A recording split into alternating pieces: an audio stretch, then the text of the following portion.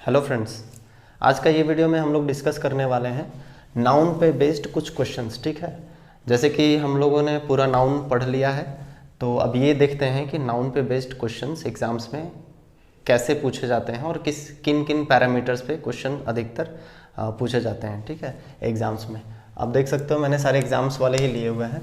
देखो पहला वाला जो है एसएससी में पूछा हुआ है, फिर एसएससी, बैंक पीओ, एसएससी और एसएससी। ठीक है, तो ये सारे क्वेश्चंस एग्जाम्स में पूछे हुए हैं, तो हम लोग एक एक करके डिस्कस करते हैं। पहला क्वेश्चन है जो एसएससी में पूछा हुआ है, I bought 4 dozen of mangoes. बोल रहा है कि इसमें गड़बड़, देखो अंडरलाइन भी करके रखा है कि अंडरलाइन वाला जो है वहाँ पर कुछ ना कुछ गड़बड़ है।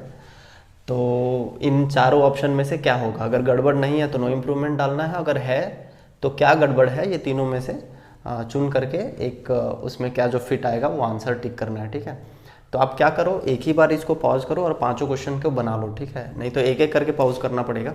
तो एक बार आप पॉज कर लो और पांचों क्वेश्चन को का आंसर आप कॉपी में नोट कर लो, और फिर मैं एक एक करके बता रहा हूँ, आप लोग फिर मिला लेना। ठीक है, कि कौन सा आंसर आपका सही हुआ और कौन सा गलत हुआ। क्लियर है? तो देखो मैंने बता रखा था इसका क्या जवाब है। डजन ऑफ मैंगोज गलत होता है। मैंने बताया हुआ था कॉन्सेप्ट्स में कि जैसे अगर मैं लिखूँ, यहाँ है 4 डजन मैंगोज, ये सही है। और एक और बनता है यहाँ पर फॉर्म 4 डजन्स ऑफ मैंगोज।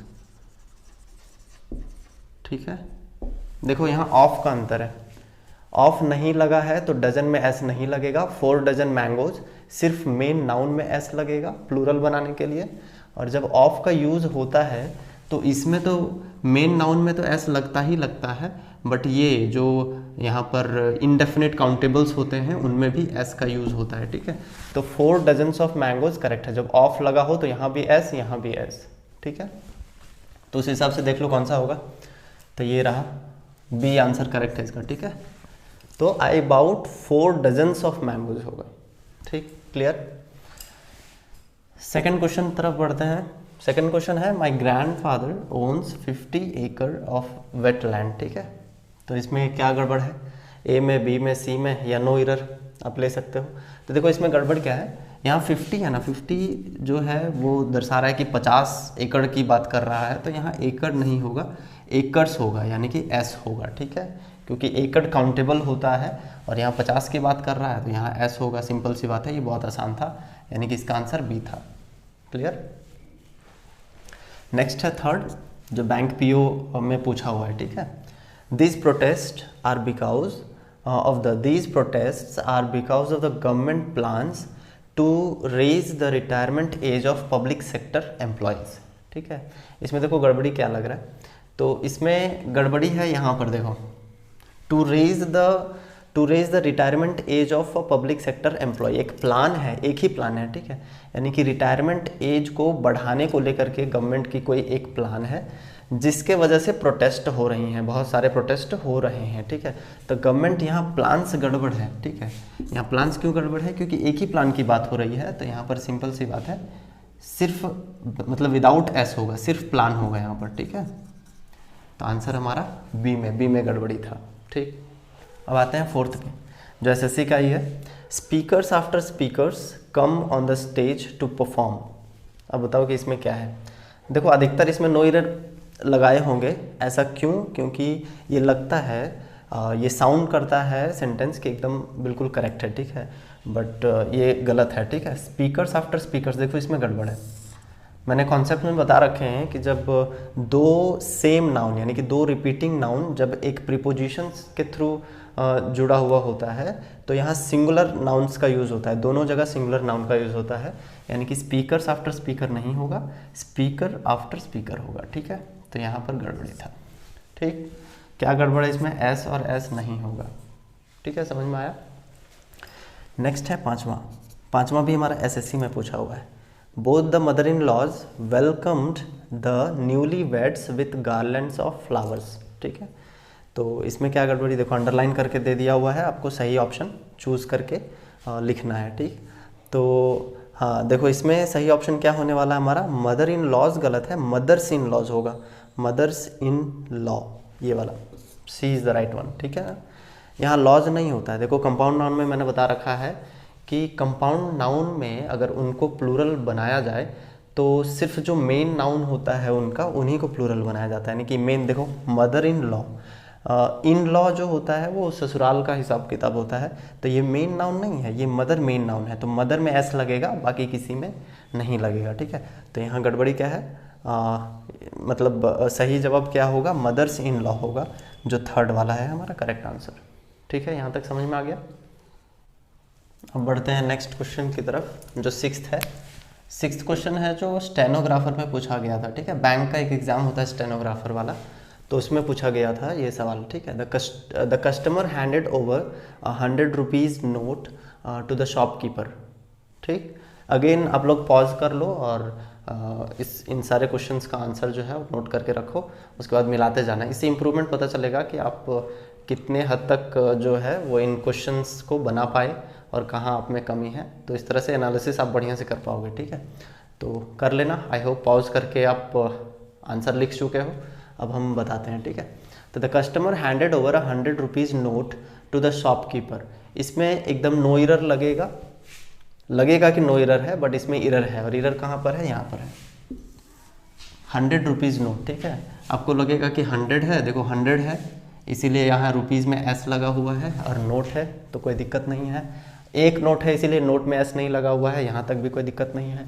तो आप लोगों को लगेगा कि नो इरर है, बट इरर कहाँ है, तो जब भी देखो 100 रुपीज़ नोट, मैंने जो बताया हुआ था डजन्स वाला जो एग्जाम्पल पहला क्वेश्चन में ही था, तो जब ऑफ का यूज़ नहीं हो रहा होगा ना, तो इसमें यानी कि एडजेक्टिव में किसी भी प्रकार से एस एस का यूज़ नहीं होता है। अगर होना हो तो यहाँ पर हो सकता है, बीच में नहीं होगा, ठीक है। पहला कॉन्सेप्ट। और दूसरा कॉन्सेप्ट याद रखना है इसके पीछे कि जब भी हाइफन से कनेक्टेड हो, समझना, कोई कंपाउंड नाउन जब हाइफन से कनेक्टेड हो तो हाइफन के बाद वाला जो नाउन आता है ना, इसमें एस ई एस का यूज़ कभी नहीं होता है, ठीक है, नेवर।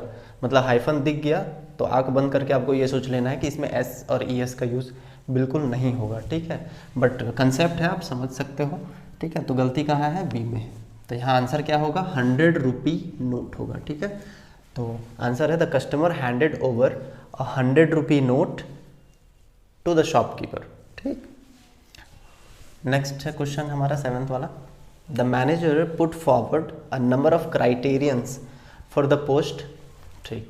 अब देख लो इसमें क्या है, तो इसका आंसर है, देखो क्राइटेरियन, बी आंसर है इसका, बी में गड़बड़ी है। क्या गड़बड़ी है सर, तो नंबर ऑफ के बाद यहाँ प्लूरल चाहिए, तो क्राइटेरियंस प्लूरल तो है। अब क्या गड़बड़ी है, तो गड़बड़ी ये है कि क्राइटेरियन जो होता है वो सिंगुलर होता है और उसमें एस लगा के प्लूरल नहीं बना जाता है, इसका प्लूरल फॉर्म होता है क्राइटेरिया, ठीक है। तो क्राइटेरिया यहाँ पर होना चाहिए, क्राइटेरियंस गलत है, ठीक है। तो बी में गड़बड़ है।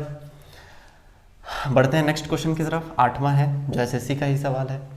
2 million people attended the meeting held in a parade ground, कि परेड ग्राउंड में जो मीटिंग रखी गई थी वहाँ पर 2 मिलियन यानी कि लगभग कितने हो जाते हैं ये, 20 लाख लोग, ठीक है, यानी कि 20 लाख लोग वहाँ पर अटेंड हुए थे उस मीटिंग में, ठीक है। तो यहाँ पर क्या गड़बड़ी है देख लो, तो गड़बड़ी यहाँ पर है 2 मिलियन पीपल। अब आप कहोगे 2 है यहाँ पर, तो मिलियन में एस लगा हुआ है, क्या दिक्कत है। तो वही सेम कॉन्सेप्ट है कि यहाँ ऑफ रहता ना, 2 मिलियंस ऑफ पीपल, तो यहाँ एस करेक्ट था। यहाँ ऑफ नहीं है, 2 मिलियन सिर्फ पीपल है, तो ये प्लूरल फॉर्म में बनता है, यानी कि जो नाउन होता है, मेन नाउन होता है, उसको प्लूरल फॉर्म बना सकते हैं। ये प्लूरल फॉर्म कभी नहीं बनता है, तो यहाँ एस गड़बड़ है, ठीक है। तो 2 मिलियन पीपल होगा attended the meeting held in parade grounds, ठीक है। यहाँ तक नेक्स्ट है 9th नंबर क्वेश्चन जो एनडीए में पूछा हुआ था, ठीक है। एनडीए का क्वेश्चन है, देख लो। My brother in laws who live in Bombay have come to stay with us, ठीक है। कि ब्रदर इन लॉ मतलब जो भी आप मानो, हाँ, साला, ठीक है, साला होता है ब्रदर इन लॉ का मतलब। तो my brother in laws who live in Bombay have come to stay with us, तो इसका आंसर क्या है अगेन। अच्छा, ये पहचानने में दिक्कत आपको नहीं हो रही होगी, आपको लग रहा होगा या तो नो एरर आंसर होगा, या तो देखो नाउन का यहाँ पर कंपाउंड नाउन लगा हुआ है तो यहीं पर गड़बड़ है, ठीक है। तो इसीलिए मैं ये नहीं समझता कि ज़्यादा क्वेश्चंस नाउन पे बेस्ड करवाने का कोई फ़ायदा है, क्योंकि आपको पता है, माइंड में ये सेट करके आप रखे हो कि नाउन का ही हम पढ़ रहे हैं, तो कहीं ना कहीं नाउन में ही दिक्कत गड़बड़ होगी और आपको पहचानने में 50% हेल्प मिल जाती है, ठीक है। तो ज़्यादा क्वेश्चंस नहीं, हम लोग फिर नेक्स्ट चैप्टर स्टार्ट करेंगे, ठीक है। यही कुछ 12-15 क्वेश्चंस करने के बाद नेक्स्ट चैप्टर स्टार्ट करेंगे, ठीक। और सारे चैप्टर्स जब पढ़ लेंगे तो एक मिसलेनियस क्वेश्चंस जिसमें कहाँ गड़बड़ है, चाहे प्रोनाउन का हो, चाहे प्रीपोजिशन का हो, चाहे नाउन का हो, चाहे सिंटैक्स का हो, कहाँ का होगा पता नहीं चलेगा, तो उसमें मज़ा आएगा बनाने में, ठीक है ना। तो चलो नाइन्थ हम लोग फिलहाल देख लेते हैं जो एनडीए का है। तो गड़बड़ यहाँ है, ब्रदर इन लॉज गलत है, ठीक है। अगेन मैंने कहा कि कंपाउंड नाउन में एस लॉज में नहीं लगता है, यहाँ मेन नाउन में लगता है, यानी कि ब्रदर मेन नाउन है, इन लॉ तो इसको क्वालिफाई कर रहा है। जैसे देखो ब्रदर का मतलब क्या होता है, भाई होता है, ठीक है।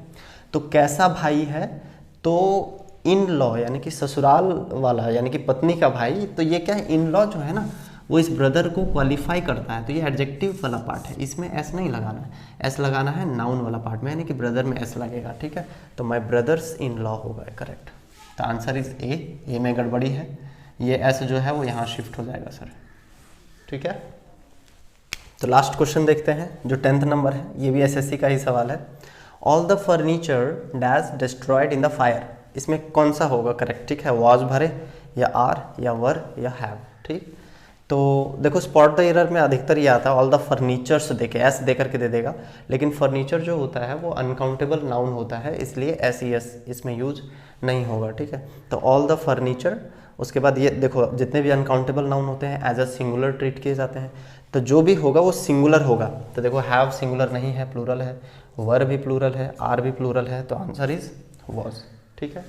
तो ऑटोमेटिकली ये आप डिटेक्ट कर सकते हो कि ये singular as a singular treat होगा, ये अनकाउंटेबल है तो सिंगुलर ही होगा, तो वॉज एकमात्र ऑप्शन है, तो वॉज हम भर देंगे और ये करेक्ट हो जाएगा, ठीक है।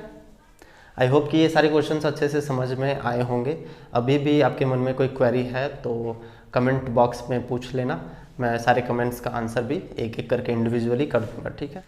तो इस वीडियो को हम यहीं पे ख़त्म करते हैं, और जो नेक्स्ट अगला वीडियो आने वाला है उसमें कुछ और क्वेश्चंस हम लोग डिस्कस कर रहे होंगे। तो ठीक है, तब तक के लिए बाय बाय, जय हिंद, जय भारत।